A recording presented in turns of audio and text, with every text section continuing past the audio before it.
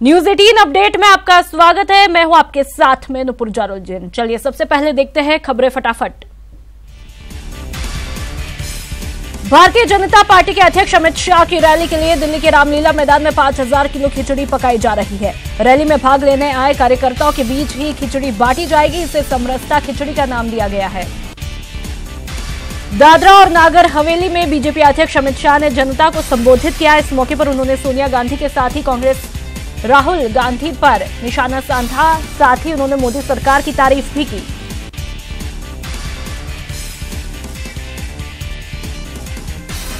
गहलोत सरकार में कैबिनेट मंत्री बनने के बाद चिकित्सा मंत्री रघु शर्मा पहली बार अपने निर्वाचन क्षेत्र केकड़ी पहुंचे, जहां कांग्रेसी कार्यकर्ताओं और समर्थकों ने उनका गर्मजोशी से स्वागत किया। समाजवादी पार्टी और बहुजन समाज पार्टी के बीच उठ रही गठबंधन की बातों पर उत्तर प्रदेश के पूर्व मुख्यमंत्री अखिलेश यादव ने चुप्पी तोड़ी है। उन्होंने कहा कि गठबंधन रोकने के लिए केंद्र मेरे खिलाफ सीबीआई का इस्तेमाल कर रहा है। यूपी के गाजियाबाद के नगर एक्सटेंशन क्षेत्र में सड़क पर चलती कार में अचानक आग लग गई। ड्राइवर ने किसी तरह कूदकर अपनी जान बचाई। सूचना पर फायर ब्रिगेड मौके पर पहुंची, लेकिन तब तक कार पूरी तरह जलकर खाक हो गई।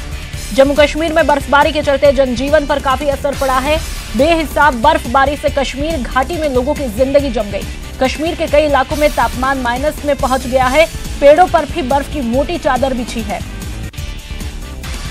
प्रचंड बर्फबारी से जम्मू श्रीनगर नेशनल हाईवे भी बंद हो गया है। रास्तों से बर्फ को हटाने का काम लगातार जारी है, तो बर्फबारी की वजह से शनिवार से श्रीनगर एयरपोर्ट से कोई विमान उड़ान नहीं भर सका। उत्तराखंड और हिमाचल प्रदेश में भी बेहिसाब बर्फबारी से जनजीवन अस्त व्यस्त है।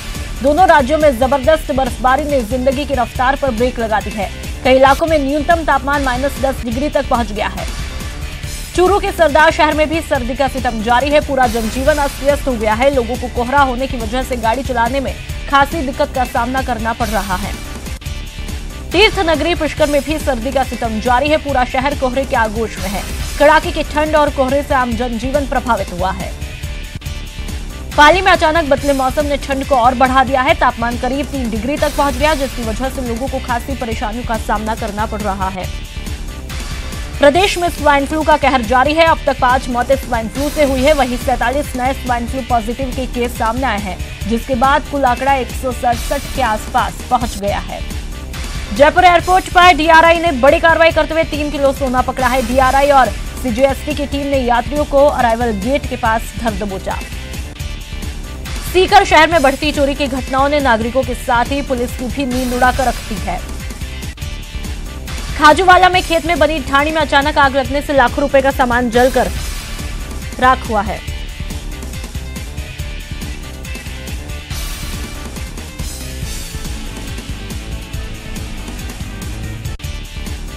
भरतपुर के थुनगांव में रहने वाले युवक का शव कुएं में पड़ा मिलने से सनसनी फैल गई। घटना की सूचना मिलने पर पुलिस मौके पर पहुंची और ग्रामीणों की मदद से शव को कुएं से बाहर निकलवाया।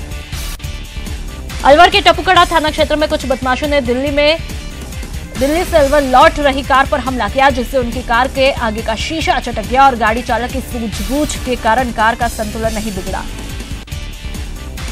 जैसलमेर के लाठी उपद्रव में अपनी जान गंवाने वाले जुगताराम सुथार के परिवार को बीजेपी के साथ ही भामाशाहों ने आर्थिक मदद की।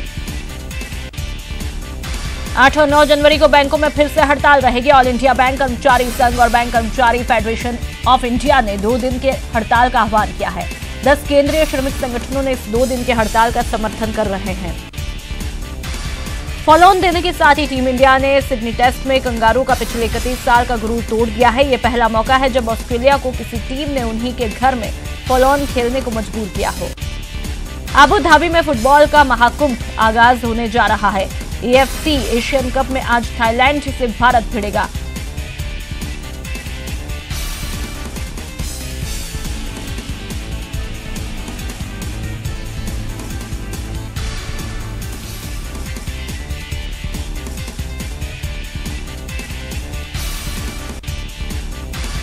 गुजरात के नवसारी में भजन संध्या के मौके पर जमकर नोट बरसे, इसमें डॉलर भी थे। कार्यक्रम में आई धनराशि को समाज कल्याण में खर्च करने का दावा किया गया है।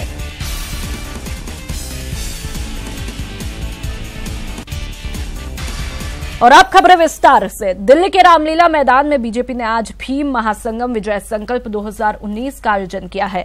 इस रैली में 5000 किलोग्राम खिचड़ी भी तैयार की जा रही है। इसका सामान दिल्ली के 3 लाख घरों से इकट्ठा किया गया और हर घर से 1 मुट्ठी चावल और 1 मुट्ठी दाल ली गई है। समरसता खिचड़ी के नाम से इसे रैली में आने वाले लोगों को खिलाया जाएगा। इस मौके पर 5000 किलो खिचड़ी के साथ ही एक नया रिकॉर्ड भी बनेगा। खिचड़ी बना रहे शेफ इससे पहले 3000 किलो खिचड़ी बनाने का रिकॉर्ड बना चुके हैं। एक 10 फीट बड़ी कढ़ाई में 5000 किलो खिचड़ी बनाने का आयोजन किया गया है। कितनी खिचड़ी इसमें बन रही है और कितने लोग इसे खा सकते हैं? 5000 किलो खिचड़ी ये बनेगी और तकरीबन 40 से 50,000 लोग इसको खा सकते हैं। तो सामान जो लगा है तकरीबन 1000 किलो दाल और चावल का इस्तेमाल किया और 200 किलो घी है, 100 किलो तेल है, 450-500 किलो सब्जियां इसमें डल रही है और अलग अलग मसाले 200-250 किलो है, 70 किलो नमक है, 5000 लीटर जो है पानी है। तो ये सारा इसमें इस्तेमाल किया। 5000 किलो खिचड़ी बनने वाली है, उसका सारा सामान आप ही के अनुसूचित जाति के लोगों से लिया गया है। इसमें मैं आपको बता दूं कि हमारे अनुसूचित जाति मोर्चा के दिल्ली में 28,000 लगभग कार्यकर्ताओं ने लगभग 3 लाख अनुसूचित जाति के परिवारों से एक मुट्ठी भर दाल चावल लेके ये समरसता खिचड़ी पकाने का। समाजवादी पार्टी और बहुजन समाज पार्टी के बीच उठ रही गठबंधन की बातों पर उत्तर प्रदेश के पूर्व मुख्यमंत्री अखिलेश यादव ने चुप्पी तोड़ी है। उन्होंने कहा कि गठबंधन के सवाल पर अभी कुछ नहीं बोलूंगा। उन्होंने बीजेपी पर सीधा हमला करते हुए कहा कि गठबंधन रोकने के लिए केंद्र मेरे खिलाफ सीबीआई का इस्तेमाल कर रहा है।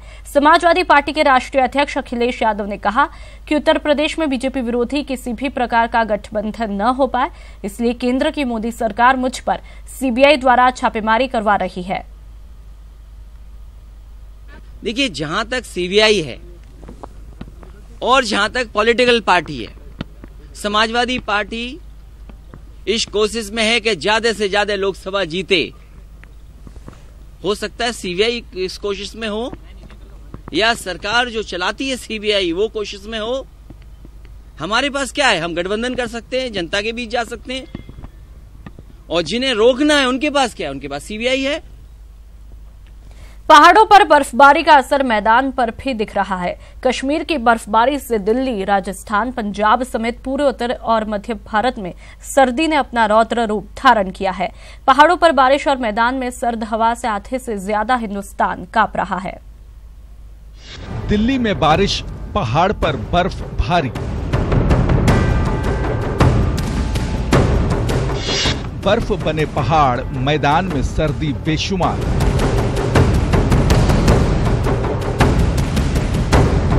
कश्मीर में सर्द आफतकाल। जम्मू कश्मीर हाईवे बंद, उड़ान पर ब्रेक।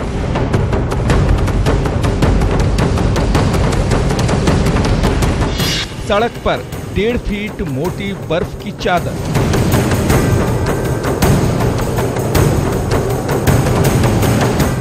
पहाड़ों पर कई दिन से हो रही जबरदस्त बर्फबारी ने मैदान में सर्दी को ताकत दे दी है। पहाड़ों पर मौसम क्या बदला, मैदान में भी लोग ठिठुरने लगे। दिल्ली में साल के पहले रविवार को सर्दी ने लोगों को सताया, तो दिल्ली समेत पूरा उत्तर भारत अब इसलिए कांप रहा है क्योंकि पहाड़ों पर बर्फबारी रिकॉर्ड बना रही है।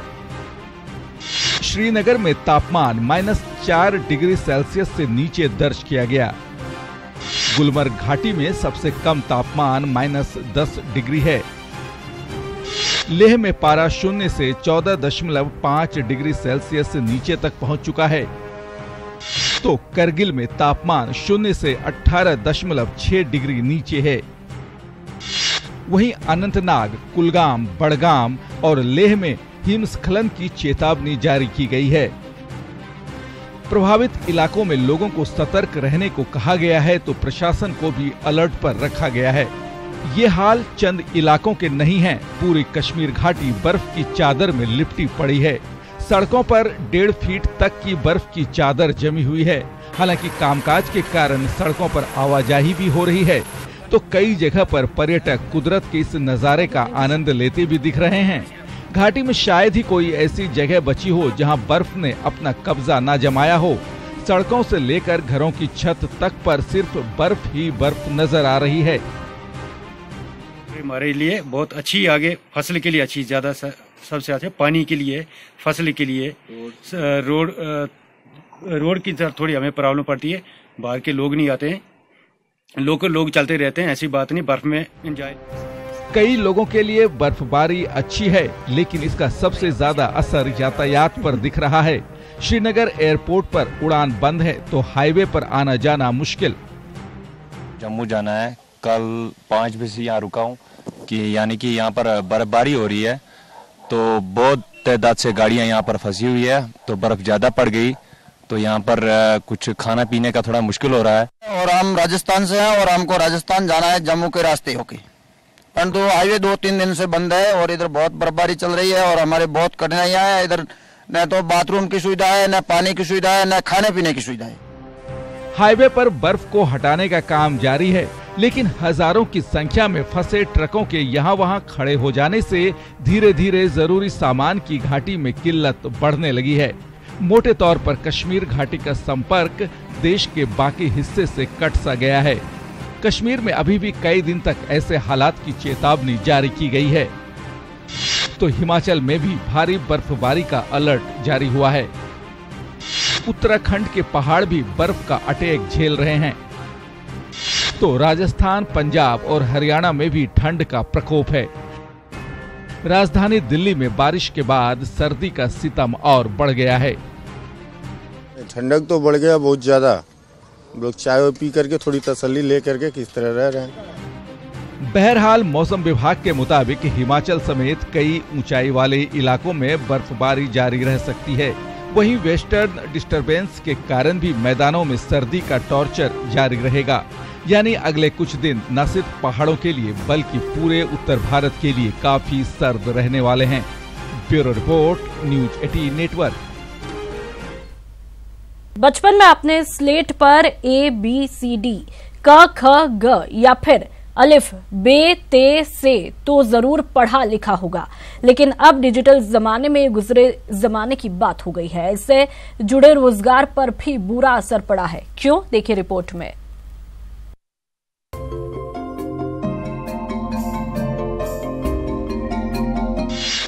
डिजिटल युग में स्लेट उद्योग बर्बाद, स्लेट उद्योग में बढ़ी बेरोजगारी, गुमनाम हो रहा है स्लेट नगरी। नहीं पढ़ सकेंगे बच्चे स्लेट पर ABCD।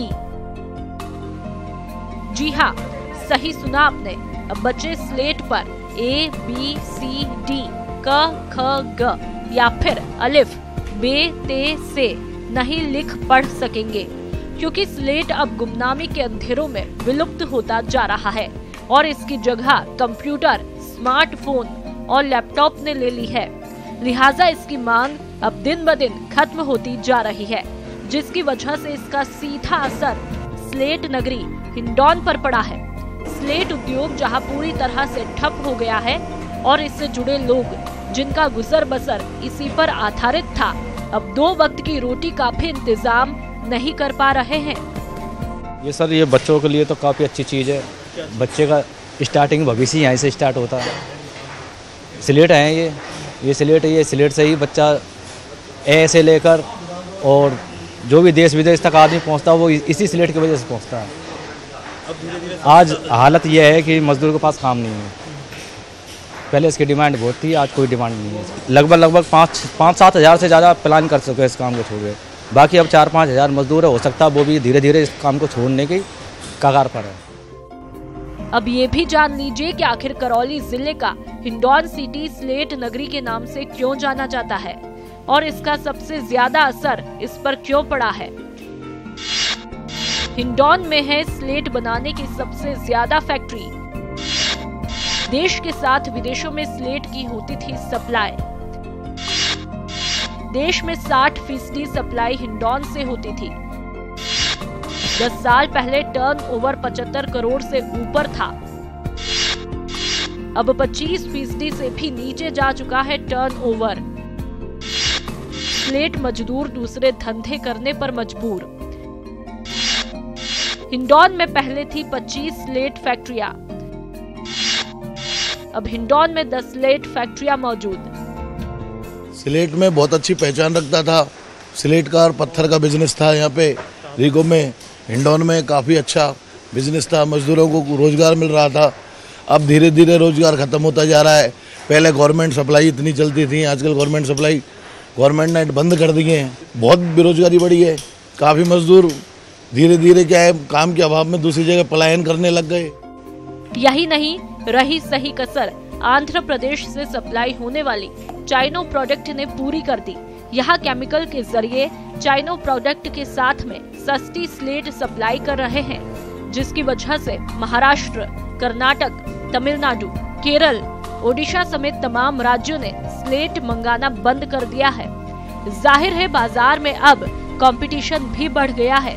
स्लेट के विकल्प तमाम बाजार में आ चुके हैं, इसलिए स्लेट उद्योग की चुनौती ज्यादा बढ़ गई, जिससे कि दोबारा इसका उत्थान मुश्किल नजर आ रहा है। हिंडौन कहने को तो एक छोटा सा शहर है, लेकिन यहाँ के स्लेट उद्योग ने न केवल हिंडौन को पूरे हिंदुस्तान में पहचान दिलाई थी, बल्कि यहाँ के हजारों लोगों को रोजगार भी दिलाया था। लेकिन बदलते दौर के साथ में अब स्लेट की डिमांड कम होती जा रही है। डिजिटल इंडिया की वजह से हजारों लोगों को बेरोजगारी का सामना करना पड़ रहा है। सरकार का जो कहा जाए जिस तरीके से पहले सरकारी स्कूलों में मदद मिला करती थी, वो भी अब नहीं मिल रही है। इन हालात के अंदर इस दम तोड़ते स्लेट उद्योग को अब थोड़े सहारे की ज़रूरत है, क्योंकि सिर्फ शौक के लिए लोग इसे अपनाना नहीं चाहते हैं और हजारों लोगों का रोजगार का दारोमदार सिर्फ स्लेट उद्योग के ऊपर टिका हुआ है। आने वाले वक्त में तकनीक बदल रही है, ऐसे में शौक के लिए एक रोजगार के अवसर को रोके रखना बहुत मुश्किल हो रहा है। देखने वाली बात यह होगी कि स्लेट उद्योग को कोई नया सहारा मिल पाता है या नहीं। कैमरा पर्सन यासीन के साथ में अरबाज अहमद, न्यूज़ 18 हिंडौन। रुक करते हैं अगली खबर का। भारत भ्रमण पर आया अर्जेंटीना का विदेशी युगल अपने आगे के सफर को पूरा करने के लिए सड़क पर भीख मांगकर लोगों से मदद की अपील कर रहा है। ब्रह्मा मंदिर मार्ग पर यह विदेशी पर्यटक हरे रामा हरे कृष्ण की धुन पर भजन गाते हुए देखा गया। विदेशी पर्यटक को सरेराह भीख मांगते हुए देखे जाने पर ब्रह्मा मंदिर दर्शन करने जाने वाले यात्रियों की भीड़ जमा हो गई और तीर्थ यात्रियों ने उनकी झोली में रुपए डाले। विदेशी युगल ने बताया कि वह वर्ल्ड टूर पर निकले हैं और पैसे खत्म हो जाने पर अपने आगे का सफर भीख मांगकर तय कर रहे हैं। ऐसा करने से उनका शौक भी पूरा हो रहा है और आगे के सफर के लिए उन्हें सहायता भी मिल रही है।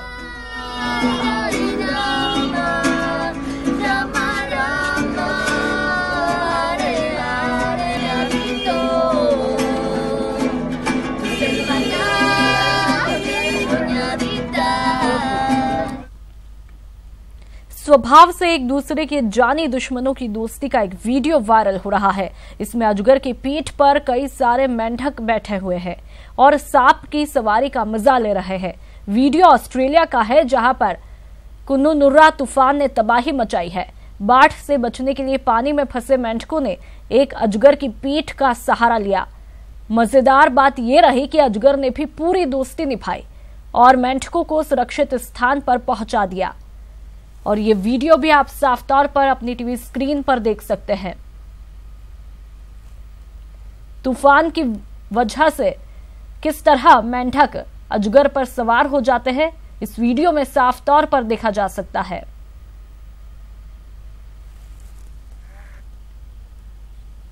मुंबई में साल 2019 के मौके को देखते हुए कृष्ण मंदिर से भगवान जगन्नाथ की रथ यात्रा निकाली गई। साथ ही मंदिर को रंग बिरंगी लाइटिंग से सजाया गया। बड़ी संख्या में श्रद्धालु इस रथ यात्रा में शामिल हुए।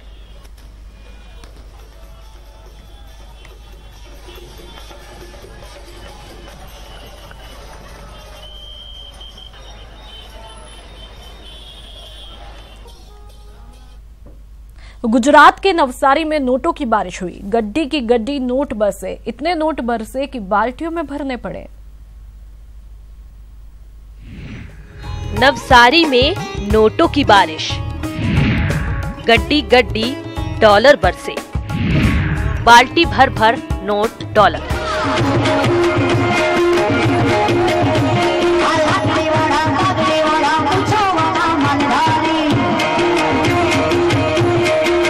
गीत संगीत का समा और झूमते लोग। भजन संध्या का ये नजारा गुजरात की नवसारी का है, जहां लोग दायरे में लोगों ने जमकर नोट और डॉलर बरसाए, गड्डी की गड्डी जमकर नोट उड़ाए।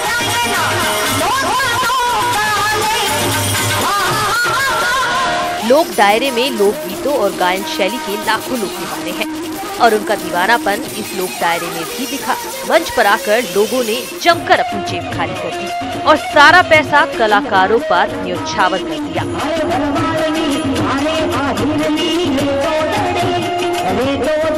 लोक दायरे में नोटों के साथ डॉलरों की भी जमकर बारिश हुई। दावा है कि इस कार्यक्रम में आए धन का इस्तेमाल समाज कल्याण के कामों में किया जाएगा।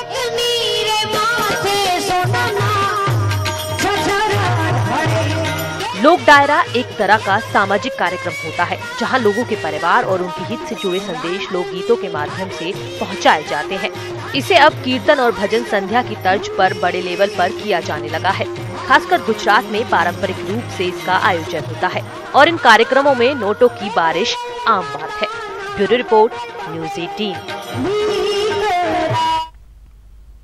और अब बात खेल की। सिडनी टेस्ट में टीम इंडिया ऐतिहासिक जीत की तरफ बढ़ रही है। ऑस्ट्रेलिया से खेले जा रहे चौथे और अंतिम टेस्ट मैच के चौथे दिन बारिश की वजह से 2 सेशन खराब हुए, लेकिन टीम इंडिया ने कंगारू की पारी को 300 रन पर समेट दिया और 322 रन की मजबूत बढ़त बना ली।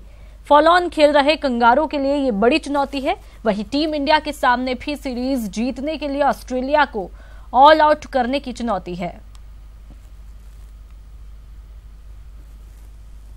फॉलो ऑन देने के साथ ही टीम इंडिया ने सिडनी टेस्ट में कंगारू का पिछले 31 साल का गुरूर भी तोड़ दिया है। यह पहला मौका है जब ऑस्ट्रेलिया को किसी टीम ने उन्हीं के घर में फॉलो ऑन खेलने को मजबूर किया हो। 6 जनवरी 1986 को भारत ने ही एक बार पहले भी ऑस्ट्रेलिया को सिडनी के इसी मैदान पर फॉलो ऑन खेलने के लिए मजबूर किया था। उस वक्त टीम इंडिया के कैप्टन कपिल देव थे।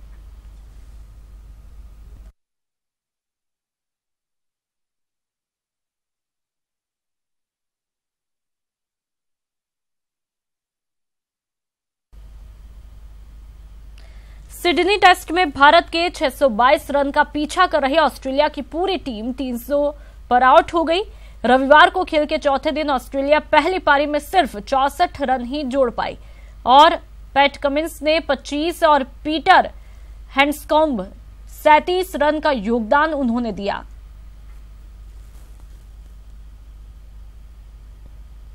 और इस बुलेटिन में फिलहाल इतना ही। नमस्कार।